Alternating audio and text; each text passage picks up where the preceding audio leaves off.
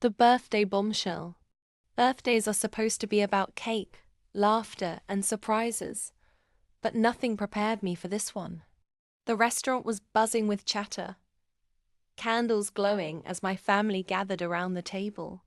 My grandfather, the man who had always believed in me, leaned forward with a proud smile and said the words that changed everything.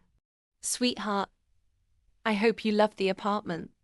I wanted you to have your own place, finally." The entire room went still. My fork clattered against the plate. "Apartment?" I asked, confused. I turned my head toward my parents.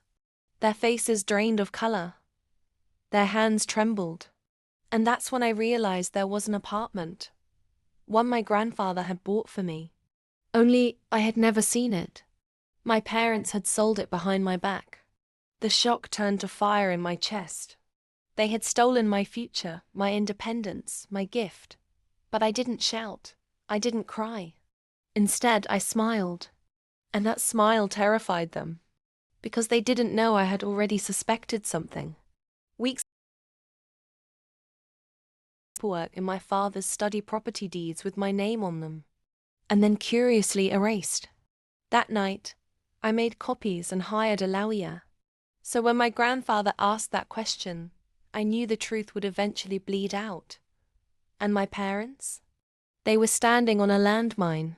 Fast forward 3 weeks later, court. The judge's gavel echoed like thunder.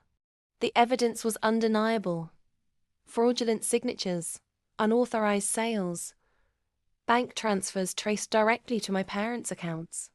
My loving parents had not only stolen my apartment, they had committed property fraud. The courtroom gasped and my lawyer revealed the final twist. The apartment had been sold under my grandfather's trust, which meant not only had they stolen from me, they had stolen from him. Grandfather's face turned stone cold as he stood up and told the judge, "If they could betray their daughter, they can betray anyone. Let them face the consequences." That day, the judge ordered restitution. My parents were forced to return every stolen cent plus damages.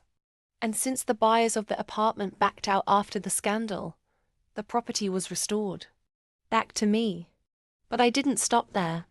The moment I held the keys in my hand, I did something my parents never expected. I cut them off completely. No more access. No more manipulation. No more power. They watched from the outside as I moved into the apartment they tried to steal, while their reputation crumbled under the weight of their greed. And the final cherry on top, my grandfather changed his will that same week, disinheriting them entirely and transferring everything directly to me. The very people who tried to rob me of one home ended up losing every home. If this story gave you goosebumps, shocked you, or made you smile at that final twist, don't just scroll, hit that subscribe button on my YouTube channel for more jaw-dropping revenge stories.